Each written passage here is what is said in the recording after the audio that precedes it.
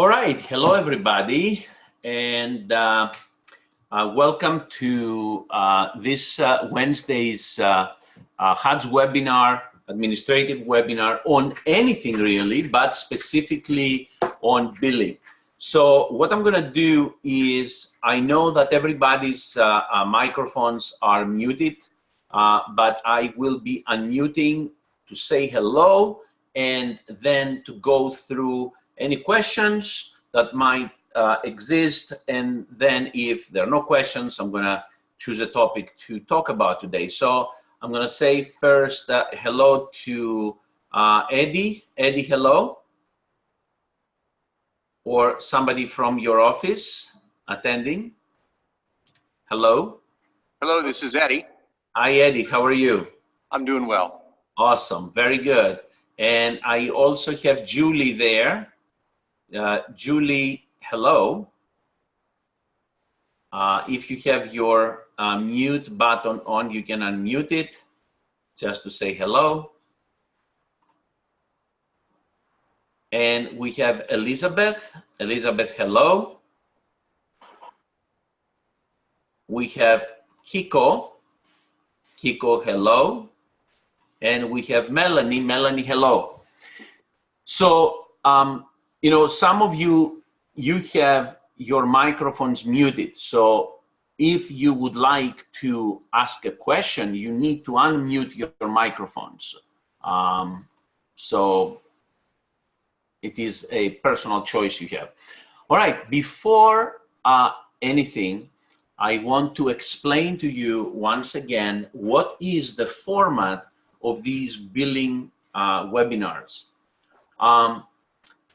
I might, in these webinars, if there are no significant questions, I might give some training. But the idea for these webinars is for you to bring all of your questions.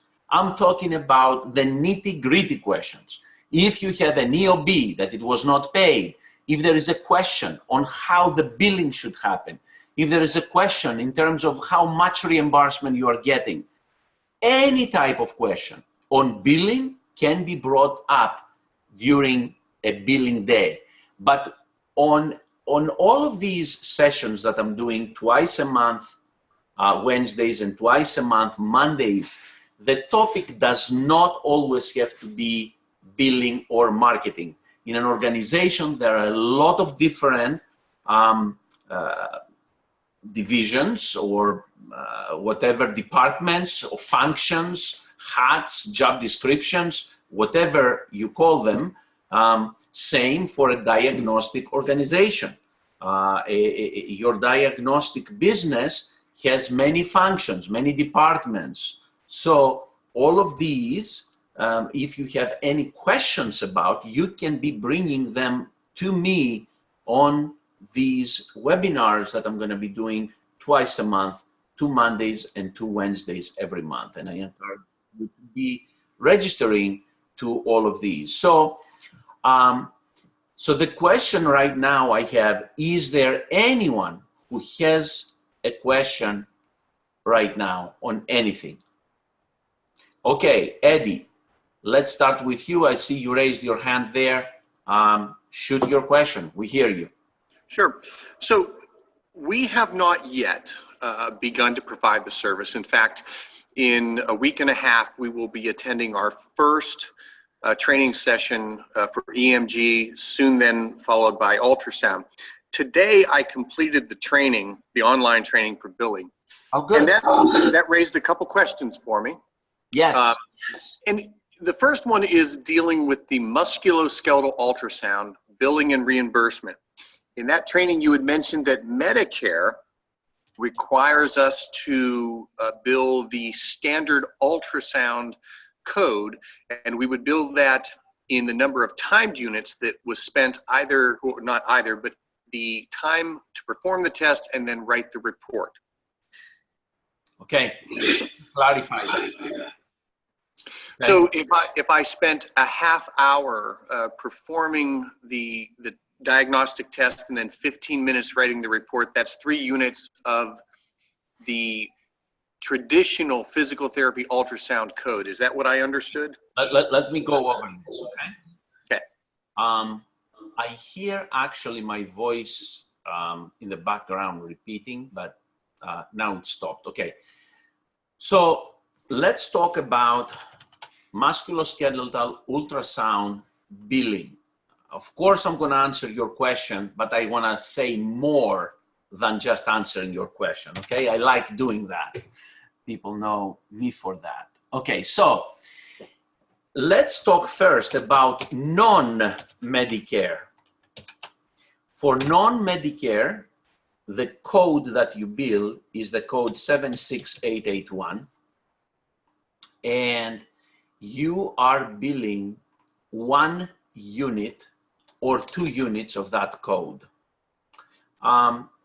Let's say 2 units most of the time.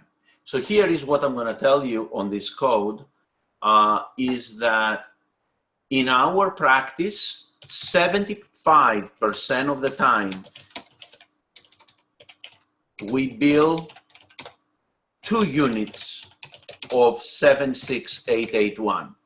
Why we bill 2 units of 76881? Because if, let's say, a patient has a bilateral problem, both shoulders problem, I'm going to bill both right and left. So that's 2 units, 1 for the right, 1 for the left. If the patient has, let's say, if you do a scan for the right shoulder, but some of the images you get, you are not 100% certain in the perfect diagnosis of the problem, and your test is a little bit equivocal, and you want to compare to the other side, then you do the other side as a comparative.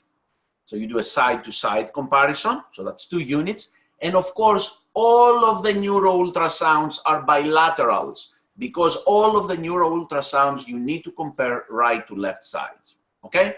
So that is why we do 2 units. Now, how do we bill these 2 units? Do you bill 76881 2 units? The answer is no, no, no, no. Why? Because some insurances, if you bill it this way, they will pay 100% of first unit and reduced rate for second unit. We don't want to do that. So how do we bill it?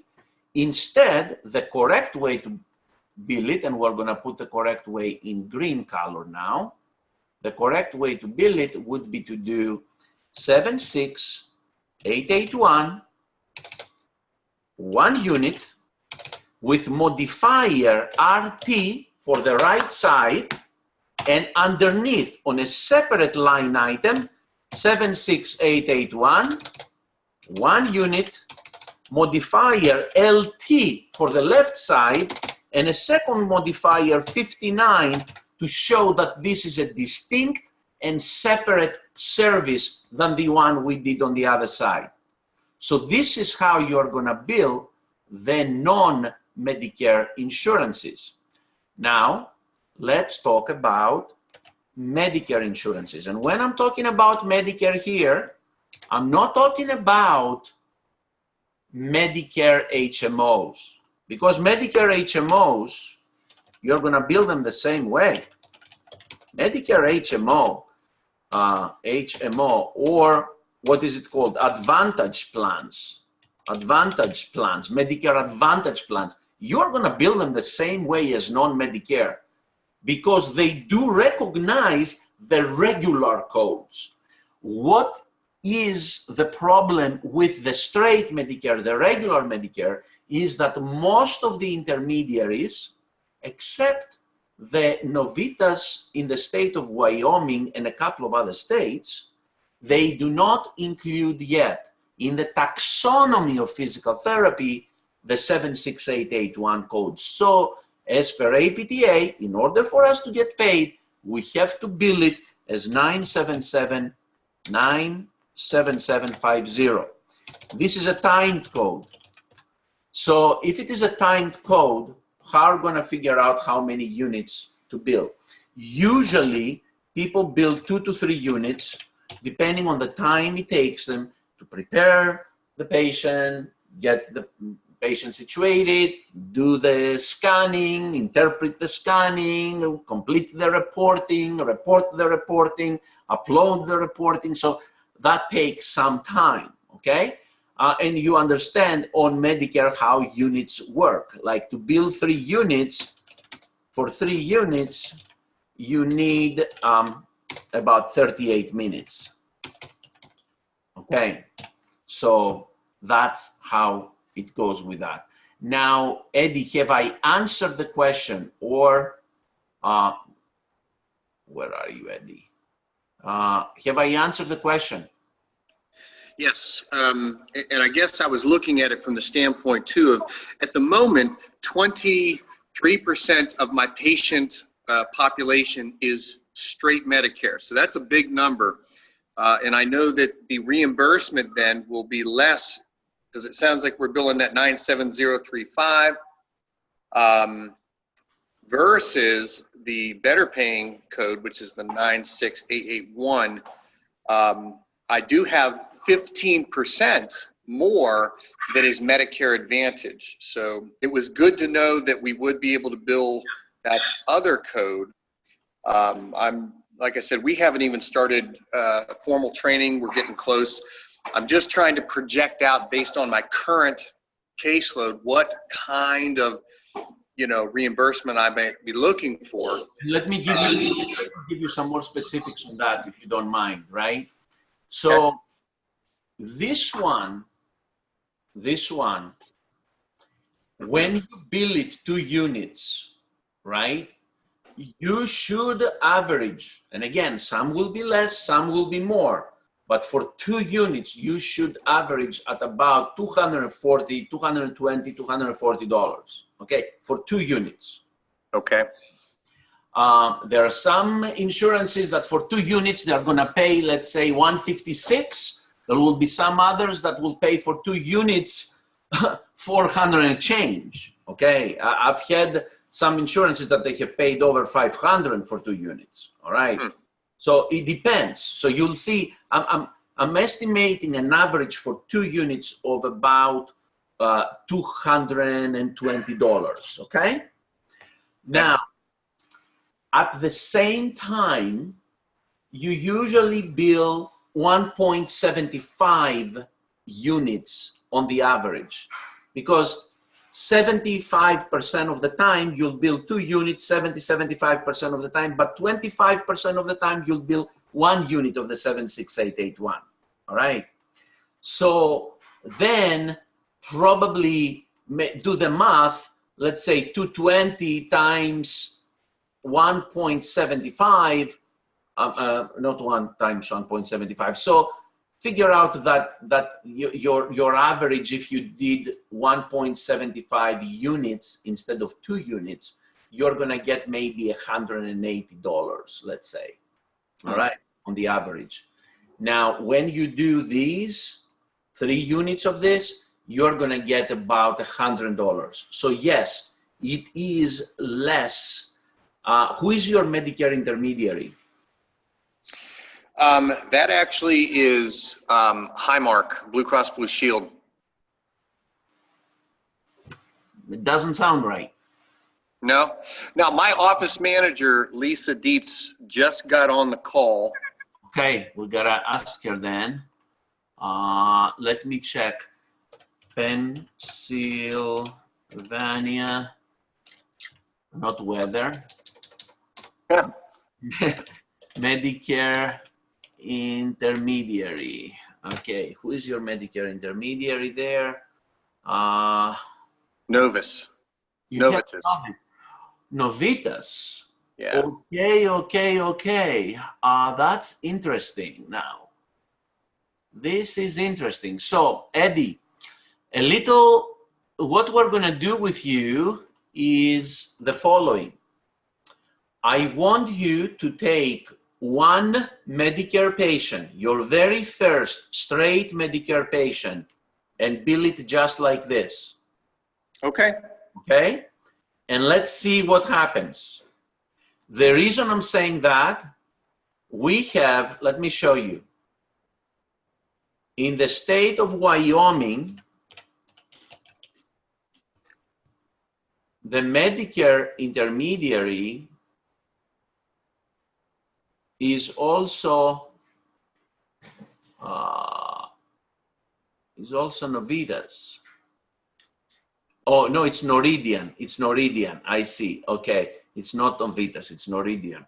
Look, you have nothing to lose to try one case, okay? Try one case, and then in the event you don't get paid for it on the code 76881, then we'll switch it to 97750 for Medicare, okay?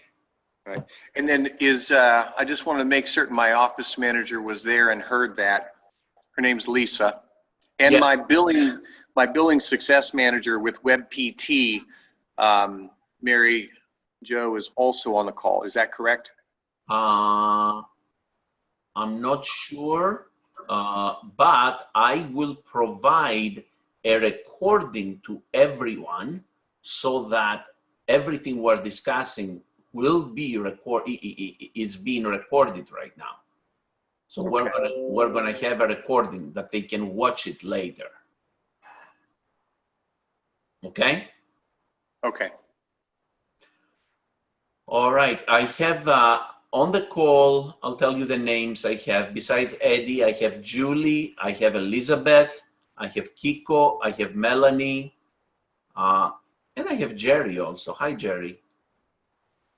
So, okay. So, Eddie, any other questions? Yeah, give me just 1 second here. I got to pull up my other. I don't want to dominate, but like I said, I just. Can I tell you something that people learned something from this? Other people learned something from this. It's not dominating the conversation. It's totally okay. And of course, guys, if there is anybody else who has a question, jump in. Okay.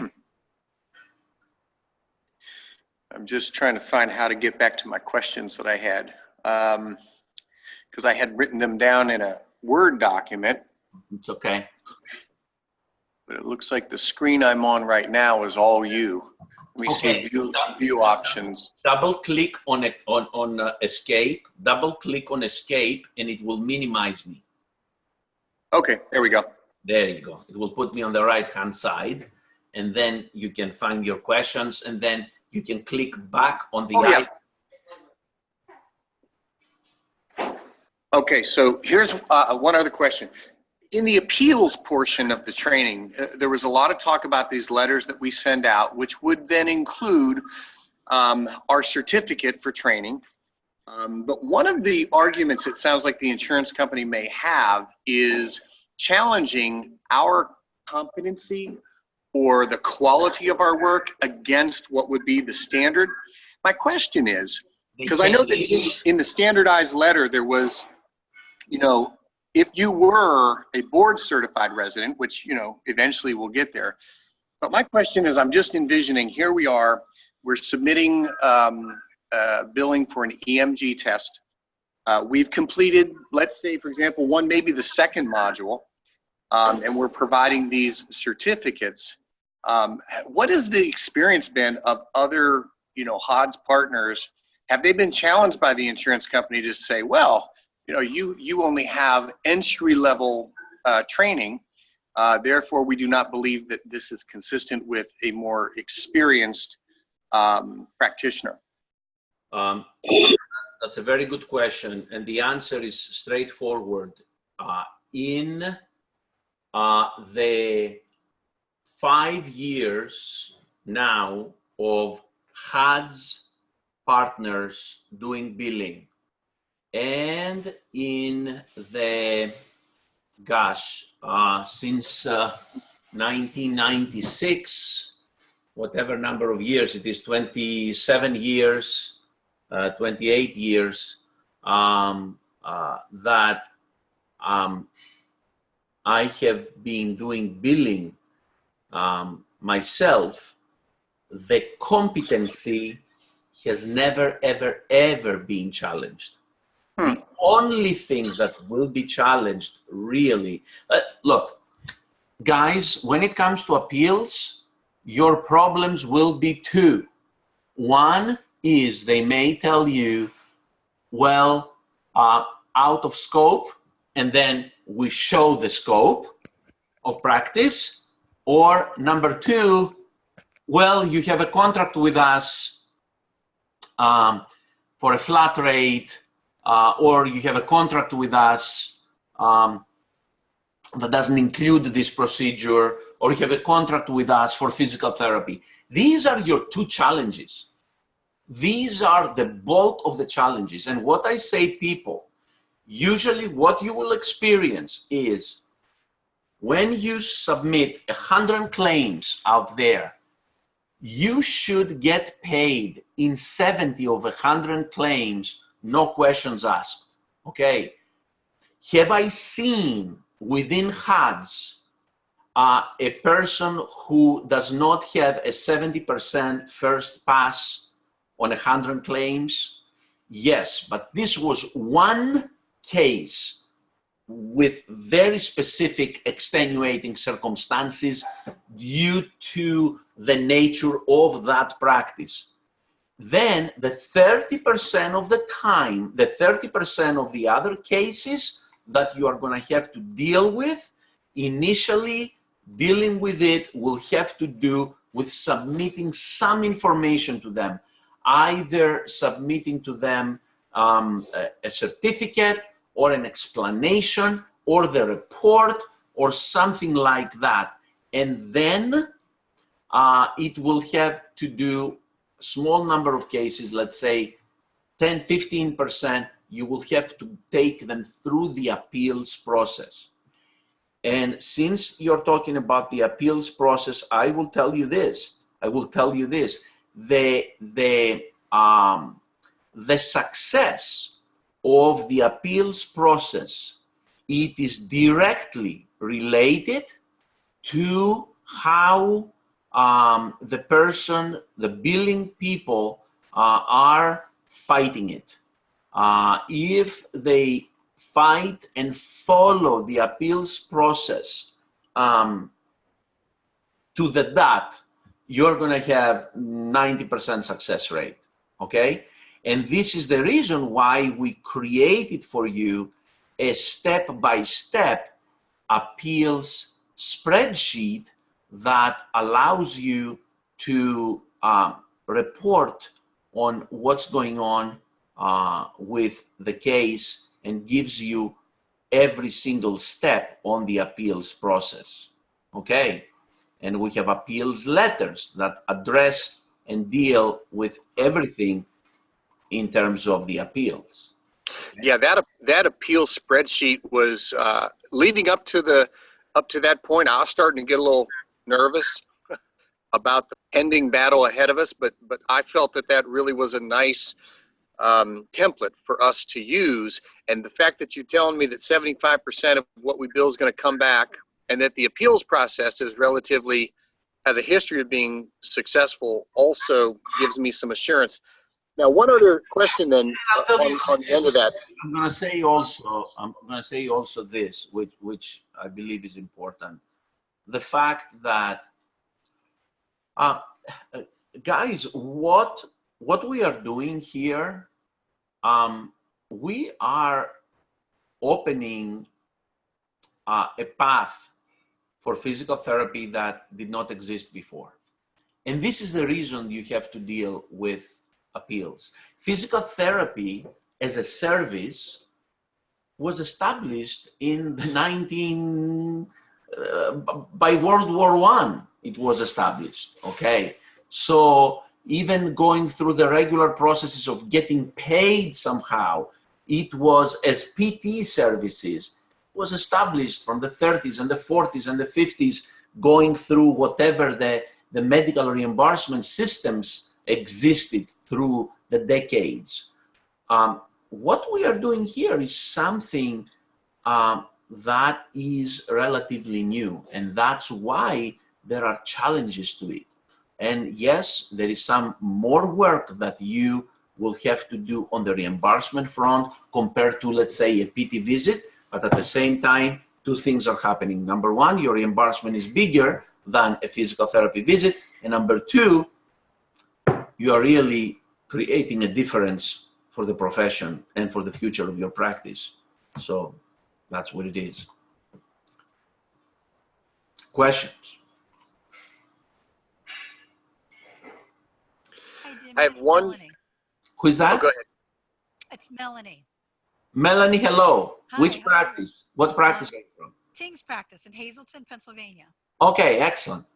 I just wanted to let you know we had sent some out, and I know the other gentleman was talking about about getting paid. We had success getting paid from Medicare and from Aetna. We haven't had any problems from either one of them. The Medicare we billed with the 97750 code, and they paid, no questions. The one that we are having trouble with is Blue Cross Blue Shield. They are kind of fighting us every step of the way so far. The original denial stated contractual obligations. Payment is denied when performed billed by this type of provider. So Okay. I had called Blue Cross Blue Shield and to get an address to send the appeals letter to, and they said it had to go through Navinet. Well, on Navinet, you can only put 400 letters and spaces. So I had to take your letter and kind of pare it down a bit. Okay. And they were all denied for various reasons, but basically what it boiled down to is that the policies didn't cover this type of physician as a performing provider. So I sent out the official letter. I haven't gotten anything back on that yet. I just sent that out on the 10th of July. And that's kind of where we're at with that. But we have every one of our Blue Cross Blue Shields has denied, every single one. So let me just go over this and explain to you a little bit on this and what is from the side of that insurance, the question they put forward and what is our viewpoint and how we fight it, right? So let me see, maybe this is the wrong one.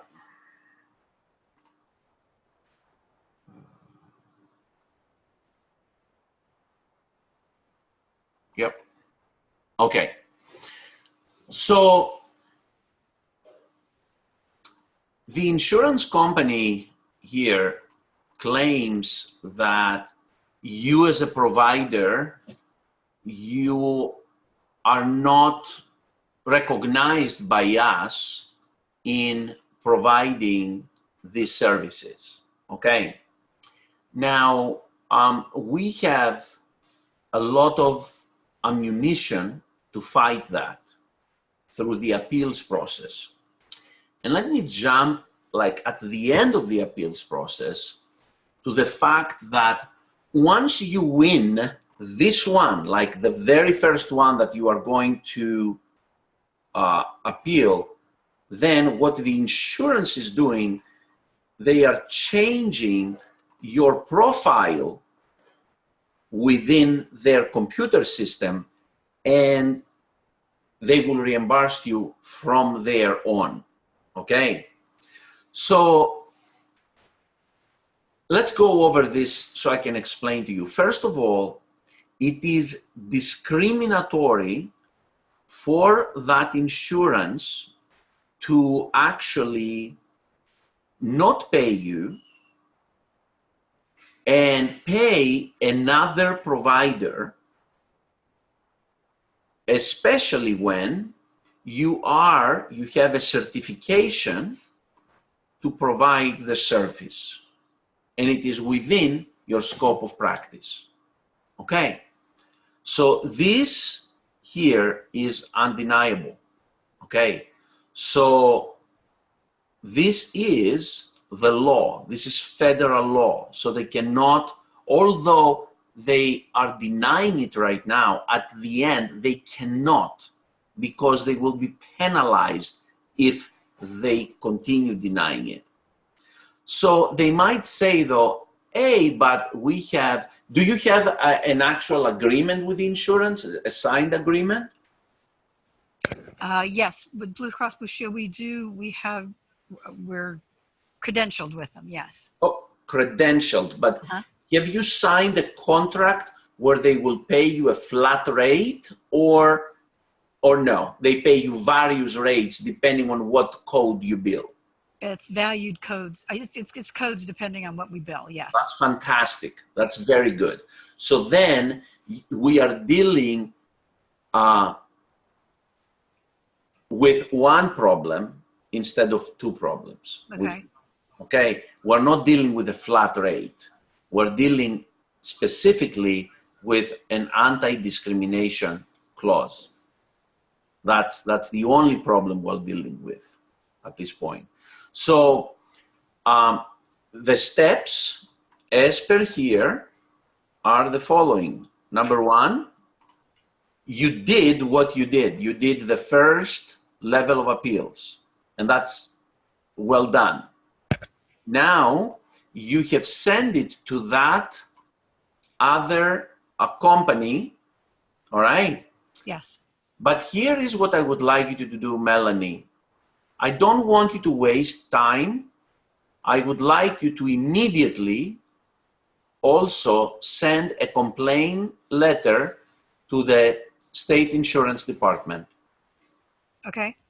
The Pennsylvania State Insurance Department.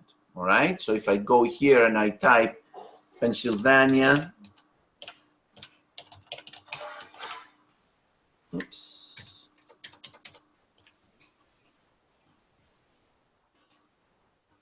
State Insurance Commissioner, then I have filed a complaint. You see that? Yes. Uh-huh.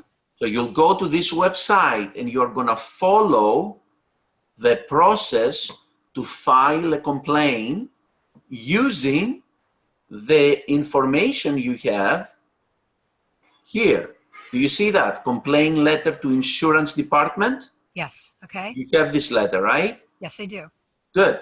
So you're going to use that as a platform, and you're going to describe a little bit in the beginning, this is what I did already, and I'm asking for your help.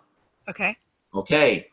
So, and then we will wait a response both from the State Insurance Department as well as from that intermediate reviewer that is reviewing now the case. All right.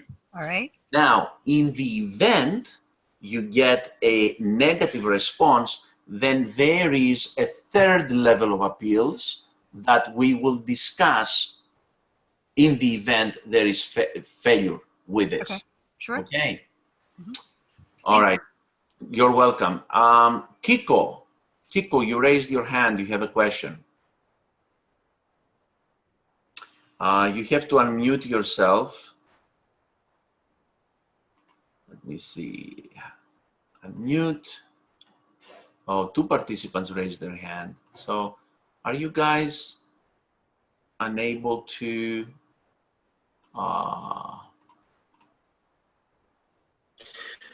Demi, this is Eddie. I just wanted to say that I didn't realize there was somebody else in Pennsylvania that was other than one other guy that I understood was out near Philly. But Melanie's group, we're also in Pennsylvania. I just sent a message via the chat. Hopefully she'll see that with some contact information, because we would be highly incentivized to kind of partner with them. Absolutely. In these efforts with Blue Cross Blue Shield, because that right now accounts for about 20% of my caseload. Absolutely. So we would definitely want to partner with them. And again, Eddie, you can involve in the communication linking Jerry Gordon, who can help you guys coordinate things and work together. Great. Okay, let me see. Kiko, do you have a question?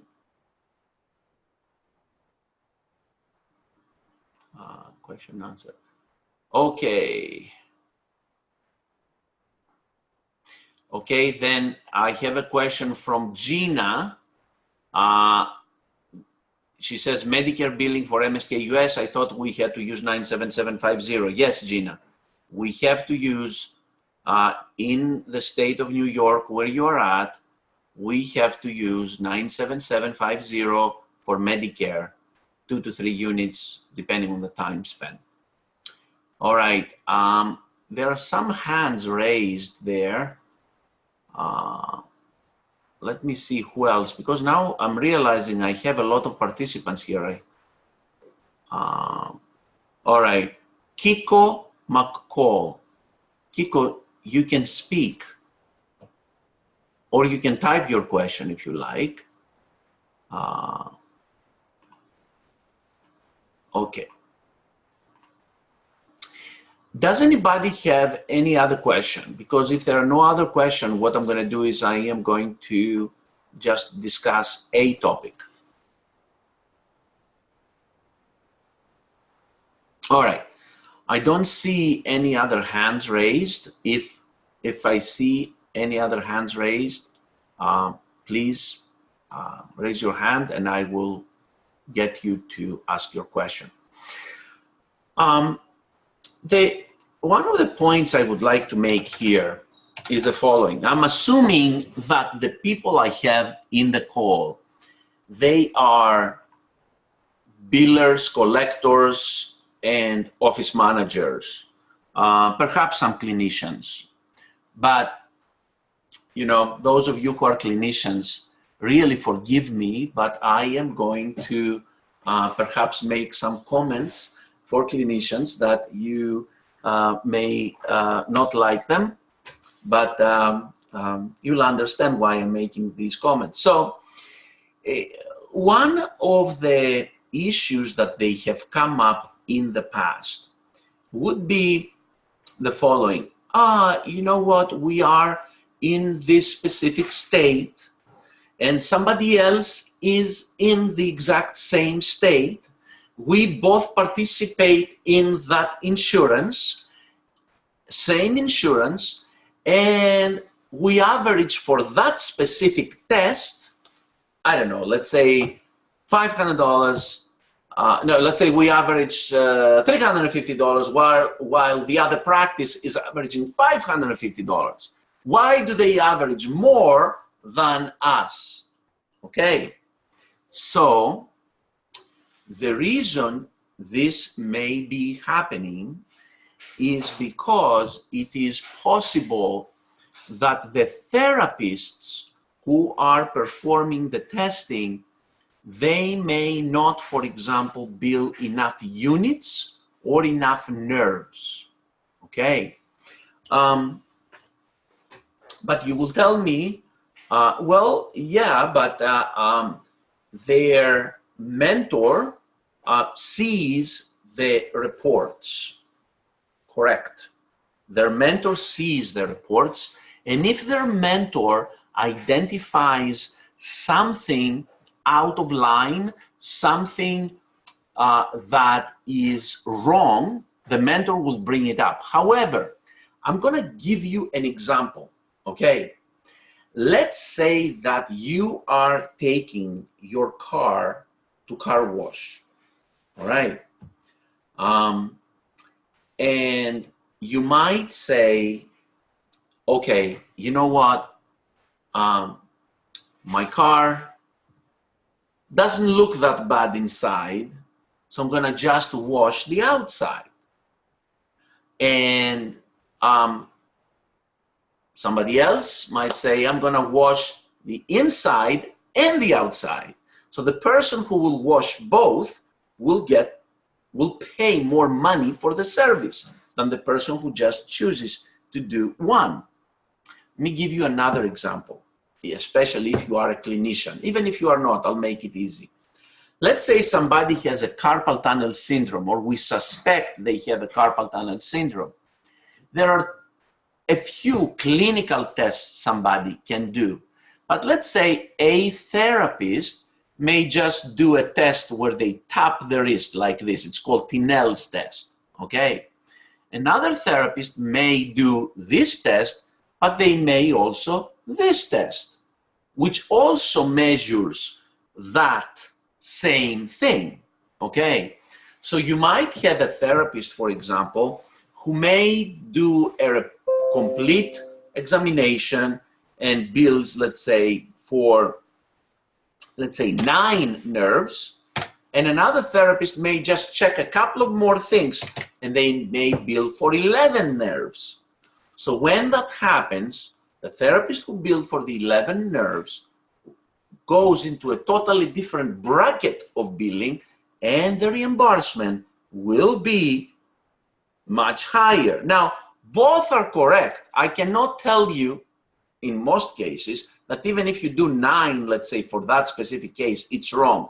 In some cases, it might be wrong, and we'll call you out for that. But you may be able to accurately evaluate the same thing either with 9 or 11 nerves. Well, if the person does the higher number of nerves, they will get reimbursed more than the person who will do the lesser number of nerves. So, in order to clarify all this, I have created actually a presentation that tackles exactly this very issue. And this presentation is, let me just get it here for a moment.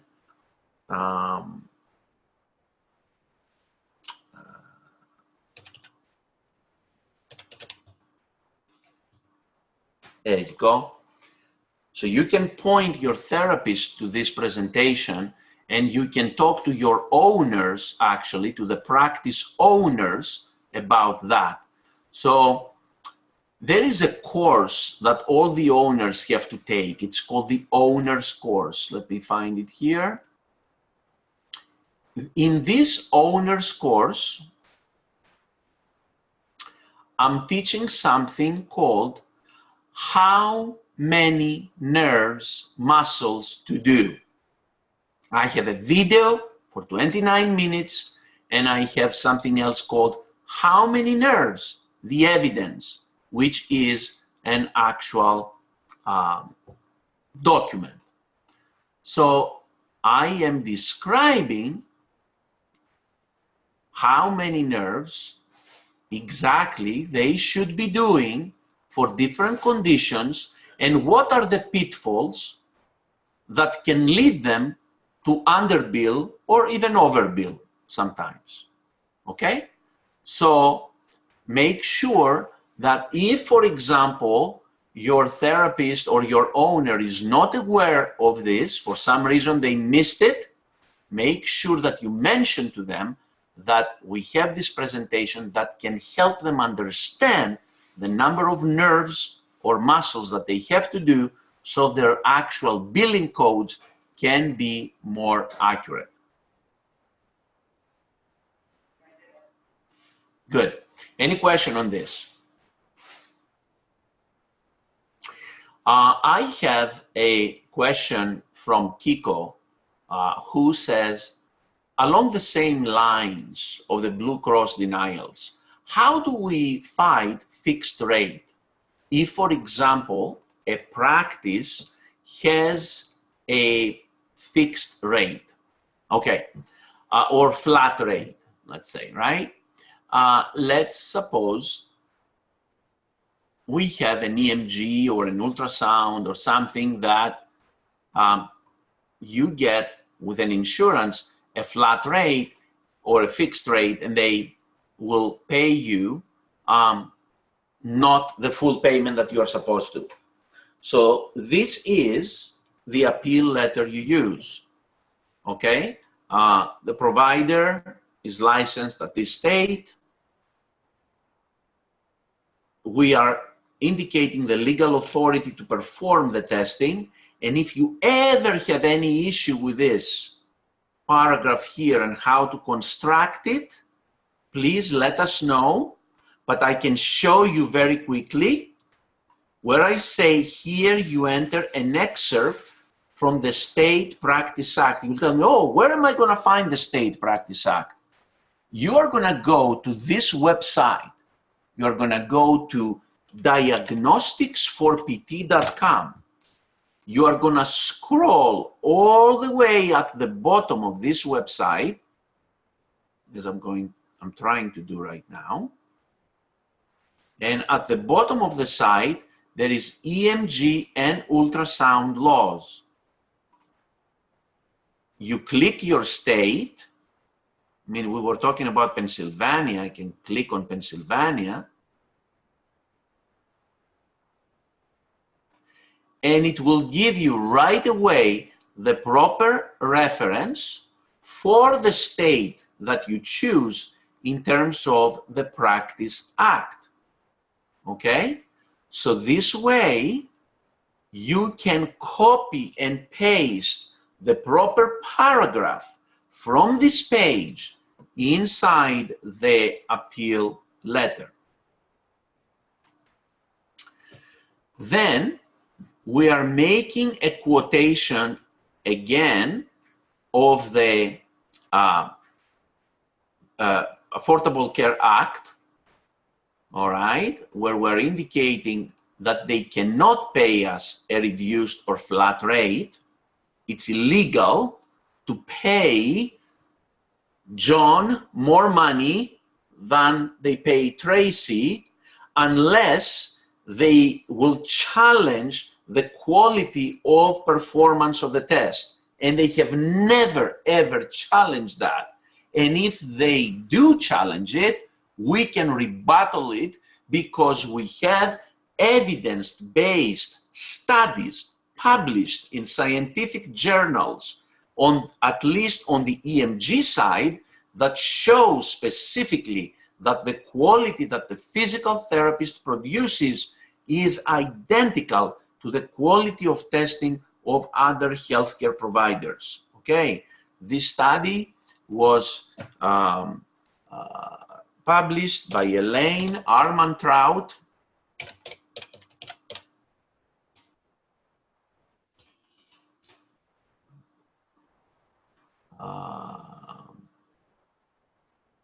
And we can give you a copy of the study. I can't find it right now, but we will provide you with a copy of the study if you need it to reference it ever, okay? Now, furthermore, we say, please further note that individual contractual limitations cannot be contrary to the above stated federal mandate, as federal law supersedes state law and or individual agreements. Regardless of any individual agreements between the provider and the insurer, federal law prevails. The procedure billed is a procedure performed by a physical therapist, but it does not constitute a regular physical therapy visit paid at a flat rate or a contractual rate, but rather a diagnostic testing visit with specific CPT codes. Here you can quote the code 7600991, it's 881 or whatever code it is, right? You can quote the code, it doesn't matter. That must be paid individually and separately from the physical therapy codes, okay? Furthermore, we're asking you to review once again the billed codes and pay them at the regular fee schedule, same as you would have paid any other provider performing the same service as indicated by the aforementioned legislation.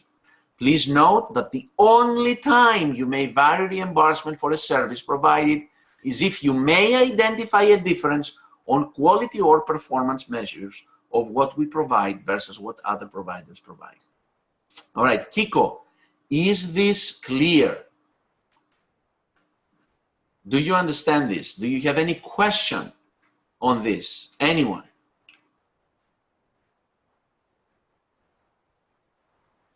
Okay, I have to tell you that we have had at least 2 to 3 major carriers on a state that totally reversed their denials because of this letter, okay? We had the Blue Cross of Idaho, we had in New York a couple of carriers, and one more state, I think it might be in Oklahoma that we've had a major reversal like this, which is great. Any other questions? Or any question about this?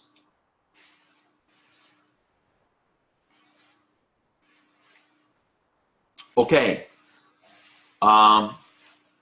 Any other question about anything? Okay, let me also remind to you the following, that every other Monday and every other Wednesday, 2 Wednesdays a month, I'm not sure if it is second and fourth anymore or first and third, it's every other Wednesday. So 2 Wednesdays from today, I'm gonna be doing again a billing. Then on Monday and every other Monday, I'm gonna be doing marketing, PR, and general administration webinars. But also, guys, if you need immediate help for something, if you call this 800 number, 888-447-6014, and you press 2 for support, you can get immediate help, immediate support from Jerry with any questions that you might have. And of course, you can book an actual meeting with Jerry if you need at HODS Customer Service Support or HODScustomerservice.com or HODScustomersupport.com. Both websites will lead you to an appointment website. All right, any other questions that you guys may have? No? All right, let me then ask you guys a quick poll question before I end for today. I don't know if you guys can see a poll that I have put out there. I just want to gauge how useful it is what I'm doing, and those of you who feel that I need to use a different format, or if you guys like me to change something, please, please, please get in touch with me and let me know what would you prefer for me to do differently. This is only the second time I do this webinar for purposes of billing. Let me see. All right, there's some, let me type for all of you. Okay, my email is dimi@handsonpt.org, and you guys can email to me any suggestions that you have. Come on now, all of you, you're all saying 100%. Give me some motivation to to work harder next time, okay? All right, somebody switch your vote, make it less. Okay, good, somebody did that. Okay. All right, I'm ending the polling. Okay, all right, good. So once again, if you guys have any questions, or you want to give me some suggestions, dimi@handsonpt.org is my email. Reach out to me and I will be delighted to make some changes in the presentation. All right, so that's all for now. I'm ending this. Anybody who missed it, I will send out a recording, and thank you all for everything that you do. All right, take care guys. Have a good day.